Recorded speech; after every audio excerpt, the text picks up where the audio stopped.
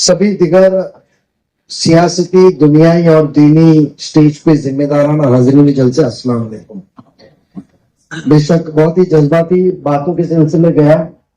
अलीमुल्ला साहब ने बहुत ही तफसील की कि जब से सियासत में वो आपको राबुरी के अंदर कहीं ना कहीं प्रोग्राम के अंदर सुनने का मौका मिला है। और जमात उलेमा हिंद का काम और जज्बा, बेशक जब एक साल पहले सरकार ने शिरकत की, मैं बताना चाहता हूं, मैं एक ही शख्स स्टेज पे हूं जो ऑपोजिशन का हूं, जो राष्ट्रवादी कांग्रेस पार्टी अजीत दादा से बिलोंग करता हूं। तो जब हुई तो उसके अंदर बिना किसी के डिमांड के, बिना कुछ चीज के उलेमा का पूरा एक मेमोरेंडम हम महाराष्ट्र से लेकर हम 13 कलमी प्रोग्राम, 13 पॉइंट्स का प्रोग्राम उप मुख्यमंत्री साहब से मिले थे। तो मैं तो साइड में बैठ के आपके ख्यालात सुन रहा था। जो एक जज्बा इस उम्र के अंदर और जो एक फिक्र पता चली थी, तो हमें एहसास दिलाता है कि हमें काम क्या करना है। बेशक एक ख्याल, दो बातों के ऊपर ही बात कहूंगा कि बेशक हमें हमेशा कोई ना कोई एक सियासती पार्टी का डर दिखाया जाता है। फिलहाल डर दिखाने के लिए हमारे पास में एक कठपुतली है बीजेपी नाम की। बीजेपी के नाम का डर दिखाओ जाओ। एक सच्चाई है कि हमेशा मुसलमानों को और अकलियत के लोगों को और उनके मसले मसाइल के साथ साथ उनके जो हक की चीजें, वक्फ के जमीनों है, उसके साथ खिलवाड़ हमेशा हर सरकार ने की है। जब अंतरिया की परमिशन दी गई थी तो वक्फ बोर्ड के चेयरमैन डॉक्टर मरहूम एम.ए. अजीज साहब थे। मुख्यमंत्री कौन थे? कांग्रेस के। सरकार दिल्ली में कौन थी? कांग्रेस की। आज मराठवाड़ा में जाओगे तो मराठवाड़ा के अंदर सबसे ज्यादा अतिक्रमण यानी इंक्रोचमेंट, बड़े मॉल, मल्टीप्लेक्स वक्फ की जमीन पे किसका है? तो वो भी कोई ना कोई नेता जो फिरका परस्त पार्टी से डिमांड नहीं करता है, दूसरा है।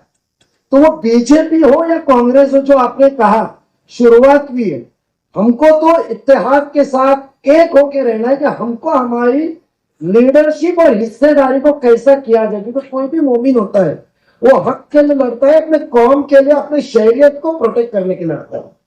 पिछले हफ्ते पहले उसका आपके एक मजमून में था, पिछले हफ्ते पहले इसी तरीके का एक प्रोग्राम मुमरा कौसा में हुआ था, मुझे भी बुलाया गया था। मैंने ख्याल पेश किया था कि बहुत प्री मैच्योर है, जेपीसी में उस तरीके का पेश किया था। क्योंकि उस प्रोग्राम में मैं कुछ तरबियत चाहता था, मैं कुछ सीखना चाहता था कि आप उलेमाओं की तरफ से कुछ हमको राह मिले। मगर वहां था बयानात बीजेपी के मुखालिफत के बयानात थे। आज बहुत शुक्रगुजार हूं, मैंने वो पर्ची फोल्ड करके इंग्लिश में, क्योंकि मैं माजरत चाहता हूं, मैं कॉन्वेंट स्कूल से हूं, इंग्लिश में जो थी ट्रांसलेशन लिया। ये आज जो फिक्र मिल्लत या जमा है, तो उसके अंदर आपने जो किया, या हम जैसे छोटे ओहदे पे रहने वाले सियासत के लिए भी बहुत बड़ी चीज है। और बेशक इसमें ऐलान किया था कि शहरियत का मामला होगा तो उसके अंदर कोई भी मोमिन हो, कोई भी ओहदे पर हो, इतना मरा हुआ मुर्दा नहीं है कि वो अपने उस ओहदे पे रहेगा, कुर्बान करके चलेगा। ये हमारा वादा है। मैं एक ही आखिरी बात आपको कहूंगा, उसके पहले मैं एक बयान करूंगा कि मुझे खुसूसन, मैंने आने के पहले बातचीत की तो हमारे राष्ट्रीय नेता अजीत दादा पवार साहब ने खुसूसन आपका नाम लेके, क्योंकि वो बीमार थे, बट आपसे बात की थी, उन्होंने मैसेज देने कहा है कि मैंने 2 रोज पहले बांद्रा में मिल्लत के सामने खुल के बयान किया था। और ये मैसेज है कि हम कोई भी, बोले हम 31 नहीं चुन के गए महाराष्ट्र से, एक गए, अल्लाह है, एक गए, बट फिक्र और निर्णय इंपॉर्टेंट है। तुम फैसला क्या लेते हो, किस राह पे चलते हो।